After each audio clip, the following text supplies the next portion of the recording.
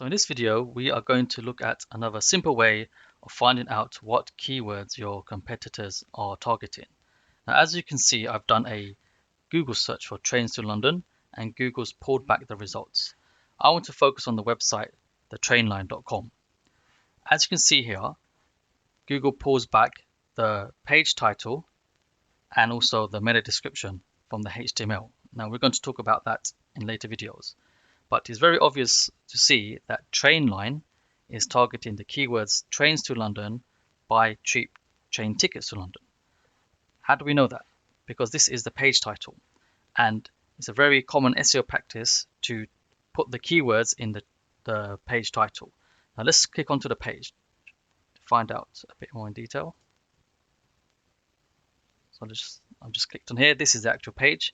Now, a user, most common users, will not see the page title on the actual page. But as SEOs, this is something that we need to know, and it's some very basic HTML. So what we just do is right click, I'm using Chrome browser here, read page source. Okay, so as you can see here is the title. Now that is a snippet that Google pulled back in its search results. So it's very clear that Trainline is targeting the keywords trains to London and buy cheap train tickets to London. Now, if you remember in the previous video when I showed you from Ahrefs, the most top 5 keywords, performing keywords for Amazon, it only really pulled back wireless headphones. But I did mention that if you use another site, you could probably see more keywords because it's pretty common that websites would target 2 keywords or 3 keywords per page. There's always one main keyword and there's like a one auxiliary or extra keyword, and we can see that here with the train line. They're targeting trains to London and buy cheap train tickets to London. Now there's also another way to find out what your competitor is targeting from looking at the page, and that is to look at the H1 tag. So what I'm going to do is do a find.